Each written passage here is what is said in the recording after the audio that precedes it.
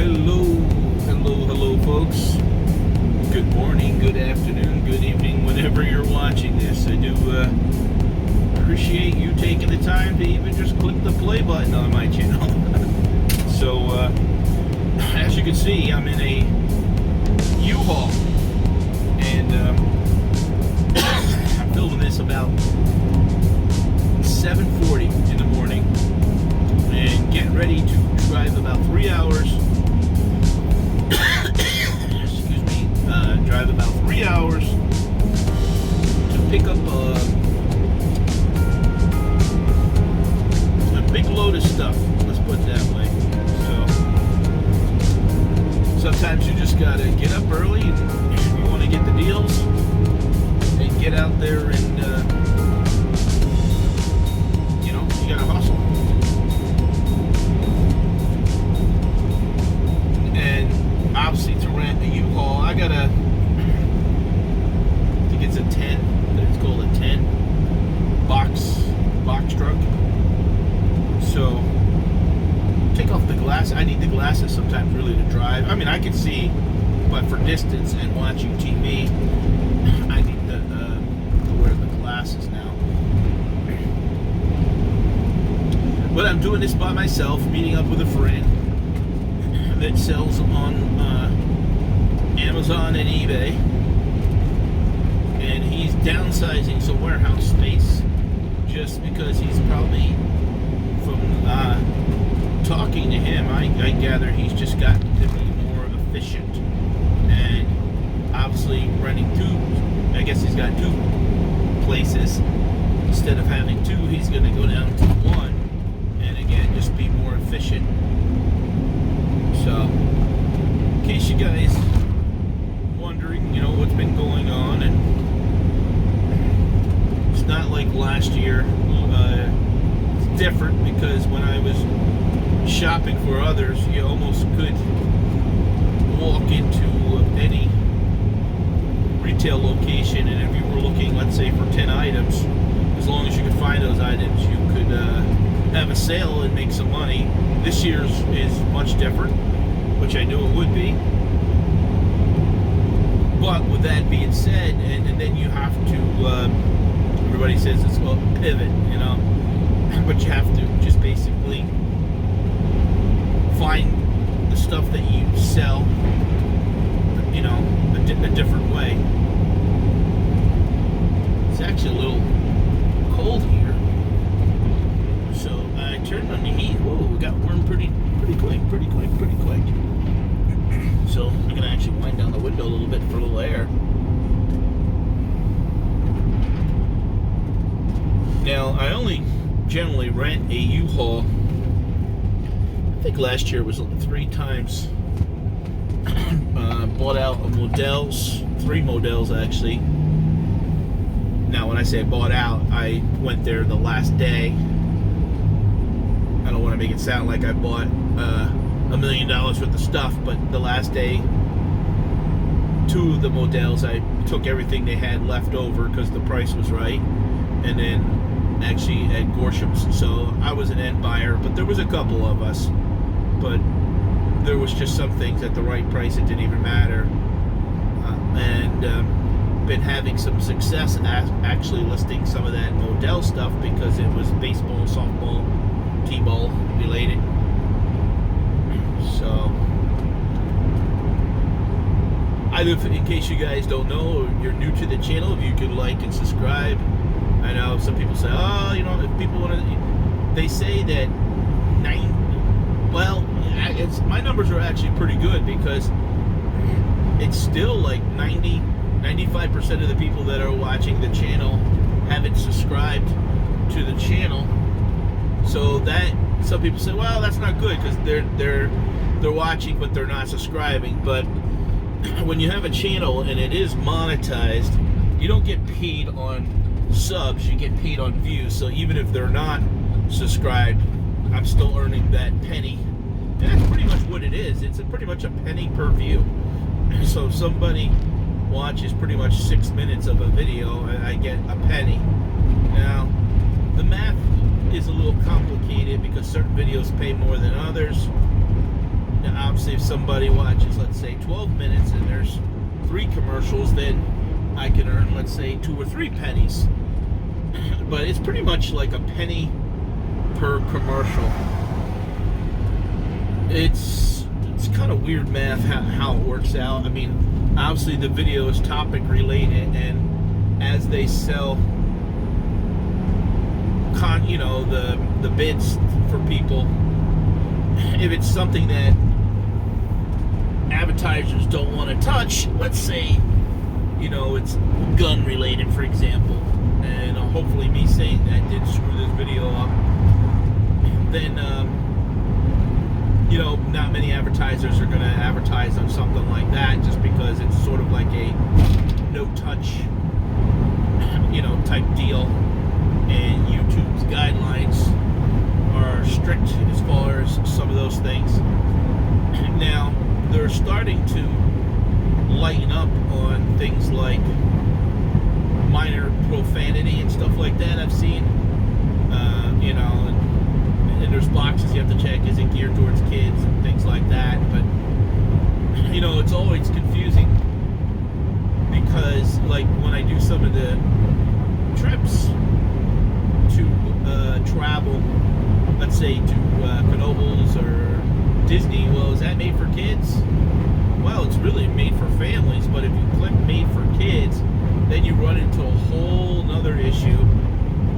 So to avoid the whole issue, you basically hit no, because I guess more geared for kids is like, I would say I don't even know if a toy review would be geared towards kids, because I mean, ultimately the kid's not going out and buying that. 5-year-old kid's not going out and buying that toy. The parents are seeing it and like, oh, this is cool for my kid, or something like that. But I guess geared towards kids would probably, in my opinion, be like a cartoon or something like that. But then again, the way that a lot of the cartoons are, and the first example I can think of is The Simpsons. Is that geared towards kids? I don't know. It has an adult type humor. Now, when I say adult, I don't mean adult. I mean, it's in other words, a 5-year-old maybe wouldn't get something that a 15-year-old would get. So it's a broad range of humor and subject matter and topic and things like that, because you're following The Simpsons. Nah, I don't watch The Simpsons. I have in the past, but we don't have normal cable TV, and I can't tell you the last time I've watched The Simpsons. My favorite cartoon growing up was always the Flintstones, but it always, from what I understand, the Flintstones basically were created pretty much after the Flintstones were created pretty much after the Honeymooners. So, if you kind of think about, Ralph, Fred, and then Alice and Wilma, red hair, and then the Buddy, Ed, and then Barney, and Betty and stuff. Now, obviously, with cartoons, because whatever you control or imagine, pretty much you can do in cartoons, but you can't do in regular. But I always like the Flintstones. Actually, I want to get. I don't think I have. I would like to maybe one day get the Flintstones, the complete DVD set. I think they're around $30. I've seen them, but never got it yet. The problem when I get that type of stuff, I'll be marathon watching. So I'm going about 65 right now. I'm on 84. It says my fuel economy is not that good though right now, which I don't know why, because what's that light? Oh, it says I have the tow. Pull off. The tow light was on. I don't know why, because I'm not towing nothing, but I turned that off.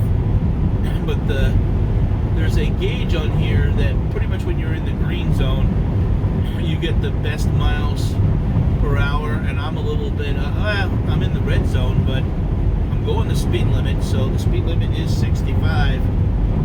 And I thought, well, maybe that tow has me on a gears tow, but it is what it is, you know. I mean, these vehicles don't necessarily get the best miles. Probably going to get around. Oh, now I drop back down to the green.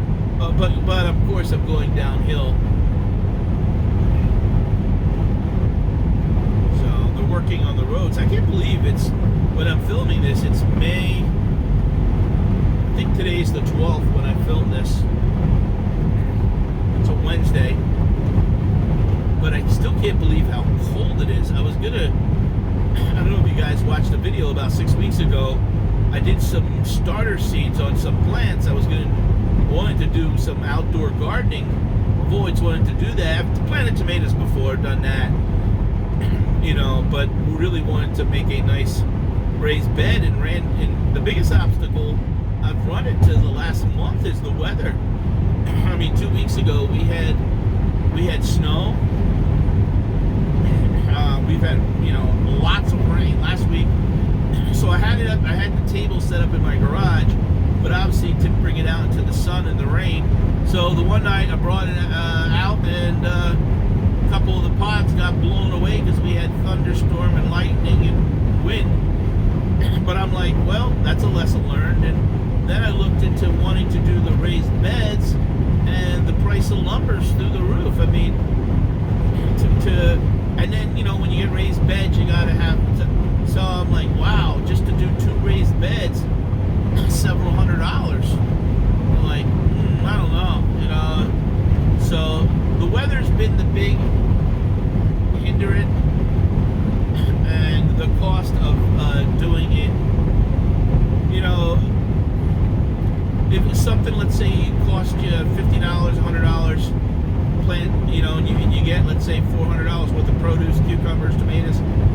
But it's getting to the point where it's cheaper to go buy them at the store.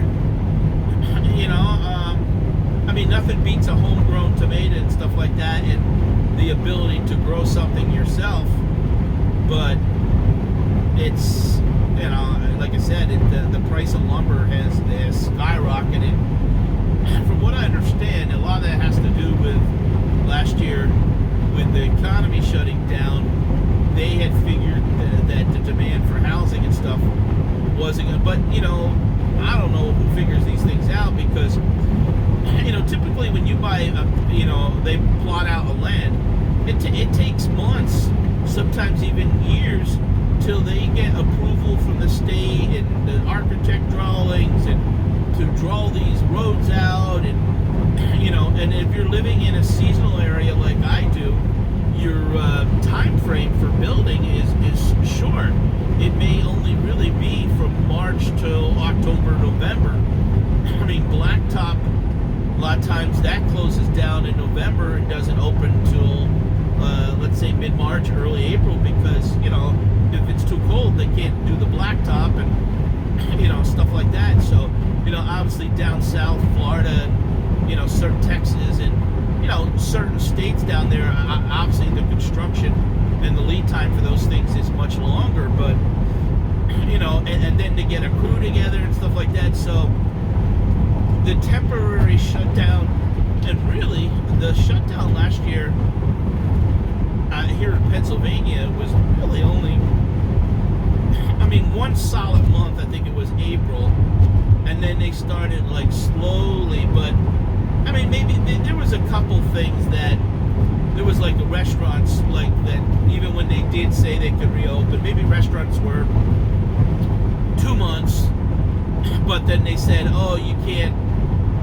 have indoor dining, or it's a 50%, and then it went to 25%, and you know, back to, you know, so yeah, and there was just some people that chose to basically say to heck with it. They just didn't reopen because they didn't have the staff, and certain people were, you know, collecting unemployment, or, you know, with really shutting the dining down, a lot of restaurants weren't equipped to do takeout. You know, it's not like, you know, McDonald's has the drive-through, and McDonald's and you know, Arby's and Burger King and Wendy's of the world, they were doing 65-75% of their business through the drive drive-through anyways, so it really wasn't a major adjustment for them because they already knew how to do takeout and drive-through. But with that being said, a lot of your sit-down mom and pops, it was a big adjustment. And one of the adjustments, and I talked to a person that runs a Texas Roadhouse, is packaging it. I always say there's only two types of foods that do good to go, and that's Chinese and pizza. Pizza has the tendency to hold up pretty well in the box. Half an hour, even sometimes 45 minutes to an hour later, that pizza can still be lukewarm where people will find it acceptable to eat.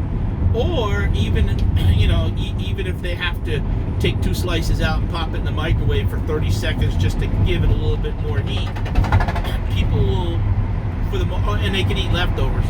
And Chinese, same type of deal. Chinese in those little white containers and stuff, and even the little foil dishes that we have at our Chinese restaurants that we get at sometimes, the Chinese food will stay pretty hot, like probably about 45 minutes also.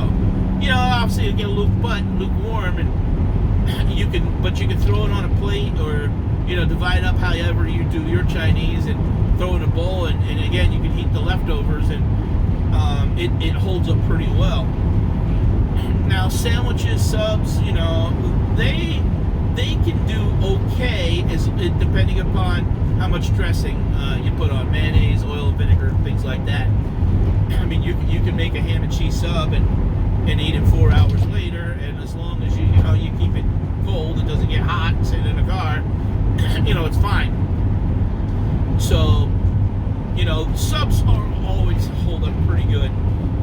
It's when you start getting into wet tomatoes and peppers and things like that the bun and stuff can be ruined, and then you're not eating a sub, you're just eating meat and lettuce or whatever.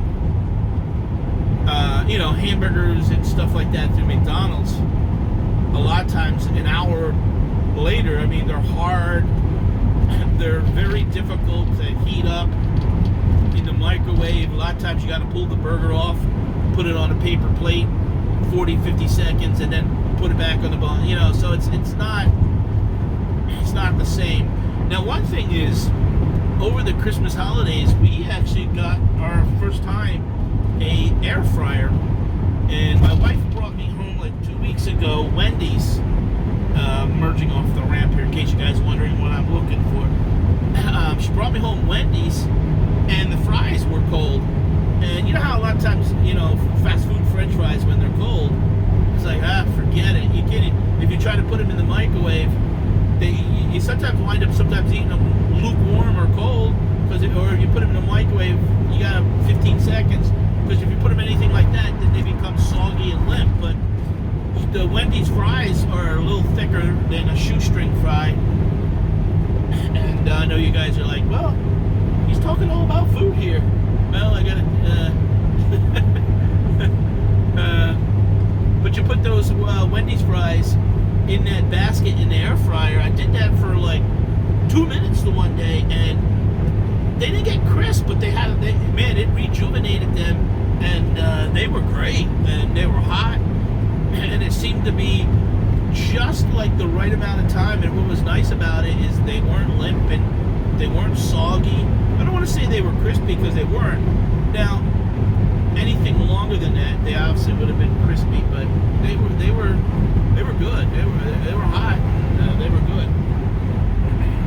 The burger was wrapped in the normal Wendy's foil, so that still had some temp to it, so it was fine. But the fries were cold, so Wendy's is my favorite fast food type burger place. I always generally have better luck with I do eat Subway because I used to be a Subway owner, and my wife manages Subways and stuff like that. So, and obviously you guys know I do videos and we give out some free food and different things like that. So, but this is like a 3-hour drive. Obviously I'm not going to make a 3-hour video talking. It's hard enough now to talk. You're talking to yourself. I got the radio on, but actually it's not that loud, so you guys can't hear. Someone just had a flat tire there. Looks like a New But just wanted to kind of make this intro and really just kind of talk to you guys. And you know, even though I don't have a van or a truck to go pick up a big load like this, I don't let it stop me. Now some people say, oh well, how much is it costing you? This truck is $20 rental plus gas plus 89 cents a mile. So roughly gonna put on about 300 miles. So this is gonna cost about $350 today to rent. Now luckily I live about 2 miles away from the body shop that rents these out too. So I mean, it's not gonna cost me a lot. I gotta go home, I'm gonna have to unload this stuff and you know, take it 2 miles out, and that's where, you know, the SUV is. I'll be selling these shoes probably on multiple platforms.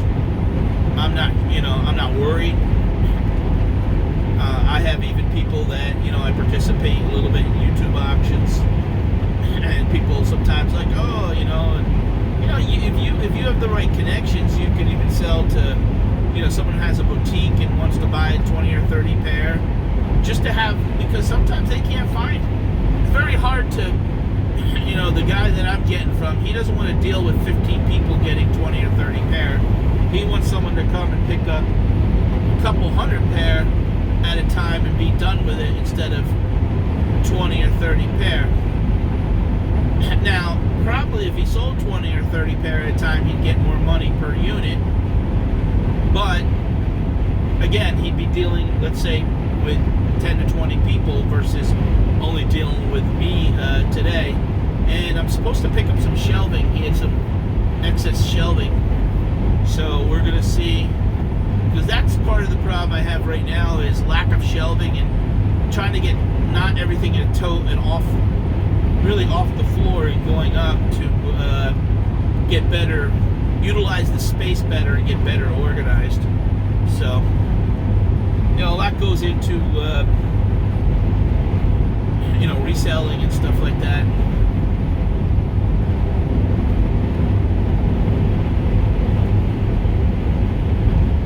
Feels like it's gonna rain, actually.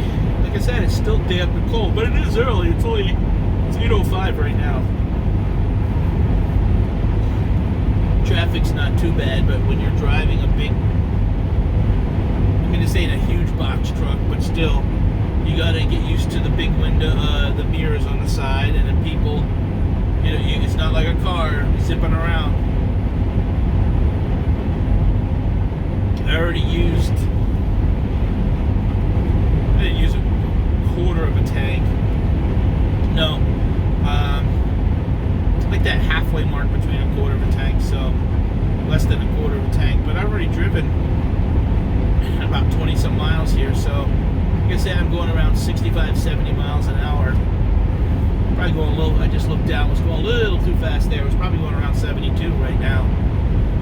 So I think the speed limit here is 65, 70. I think I see the cop. Yeah, state troopers are sitting over there now. Let the truck pull off. And I guess they do their inspections on the tractor trailers and stuff like that. So, never been pulled over in a U-Haul, and honestly don't want to. As I do this, I kind of remind myself I'm friends with Dusty, Alabama Pickers. And I don't know how the heck he does it. Sometimes he'll do like a 2-hour video. Now, you can tell he stops and pauses and you know, he may stop somewhere, and I've already even seen it that it's over the course of 2 days. So I'm probably going to pause it here pretty soon. I can't believe we're already at the 25-minute mark, and if you made it this long, I do appreciate it. And you know, watch time helps. Watch time helps, you know, get people interested in the channel and brings up the average. The shorts, you don't really make no money on the ones that are under 60 seconds, but you know, if they bring traffic or get people to subscribe, problem is I don't like about the shorts, unless they're like a viral short where a lot of people watch, I think they hurt the channel because, you know, if you have, let's say my watch time, and it typically is around 6 minutes and 20 seconds. Too many shorts drags that down to 3 minutes, and then it just says to YouTube that, well, people aren't watching that long. So, you know, that's not good too. So, all right, well, we're gonna leave it at that so I can. Well, wait a minute, I got my Coke Zero chair. Actually, this is Pepsi Zero.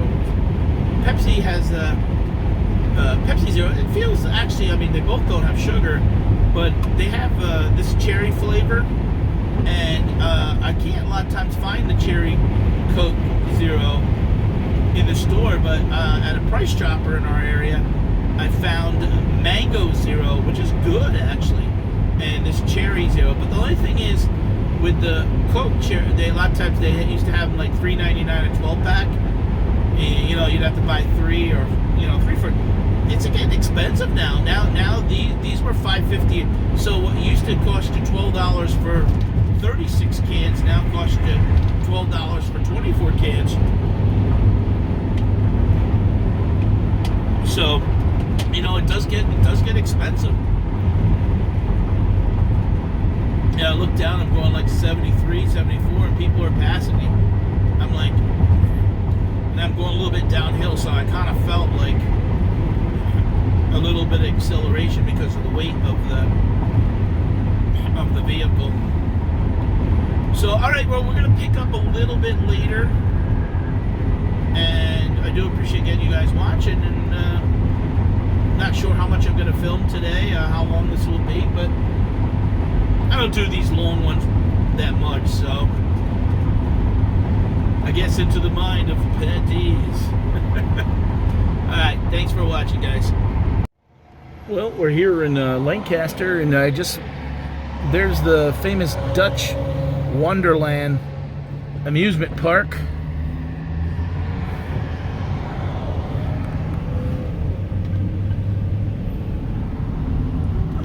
Actually, when I got married, this is where I came to for our honeymoon.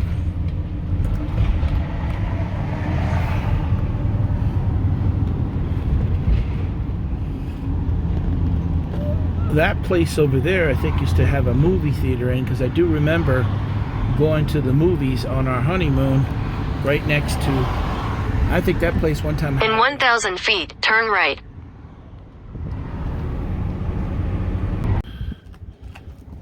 That's the place we ate at over there, Texas Roadhouse, before. Yeah, right across. It's right across the street. What do we got in here? No kids? How you doing, man? Good. I just pulled in. Oh, yeah? Yeah. That's good timing. Like 20 seconds. Okay, perfect. I saw you just sitting there. I was like, oh, I hope you wasn't waiting. No.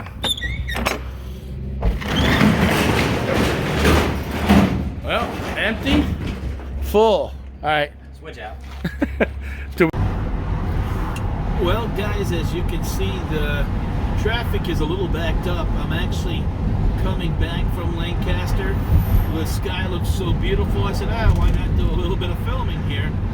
And you can see I'm close to the Allentown exit. I may actually stop and say hi to Mr. Buys-A-Lot real quick, since I'm going to pass this place. And why not be a good reseller neighbor, I guess. But I actually just saw him at the flea market the other day, but Pam says, we don't stop no more. Well, busy. As you guys know, I left the house around 7:30 this morning. It is close to 3:30, so 8 hours doing what I'm doing.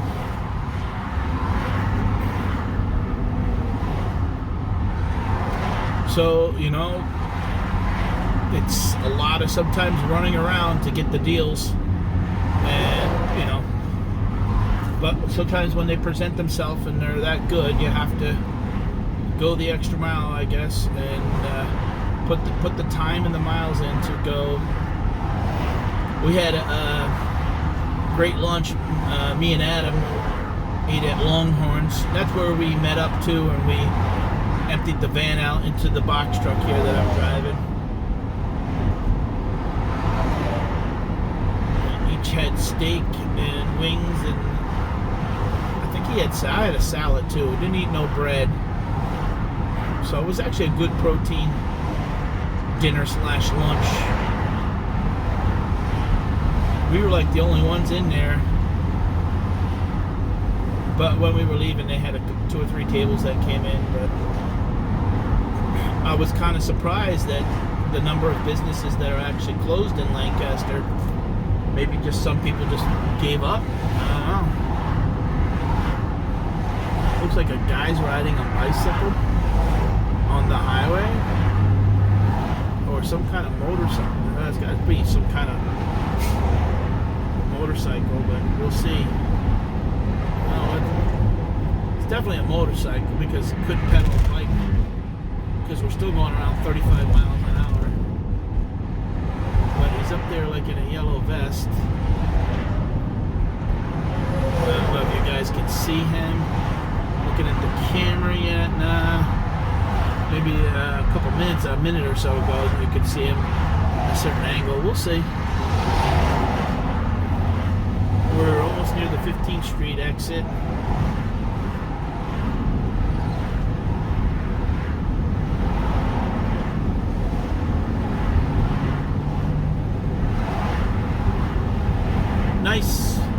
Nice day today. Finally, it's a little windy and breezy, but it's probably, if I had to guess, around 55, 60, something like that.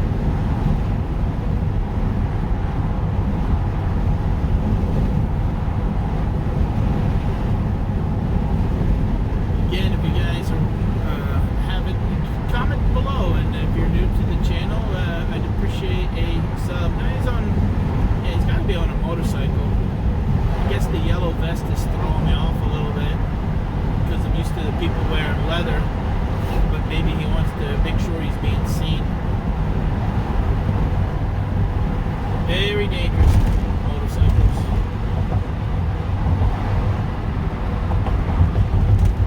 I haven't rode a motorcycle since I was a kid, teenager. I don't see myself ever getting a motorcycle, just the way that people drive. And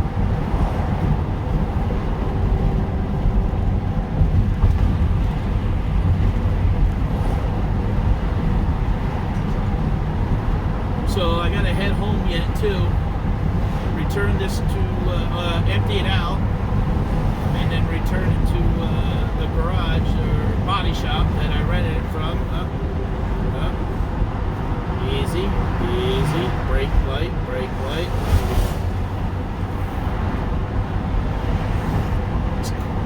It's coming up a little fast there, and I thought we had some momentum. But traffic's always usually pretty heavy down around here. Now we're at the 7th Street MacArthur Road exit where like the Lehigh Valley Mall is. I mean, you can see, look how heavy the traffic is. Traffic's pretty heavy. Alright, what I'm going to do is have a little fun. We'll put this on hyperlapse, and you'll see us.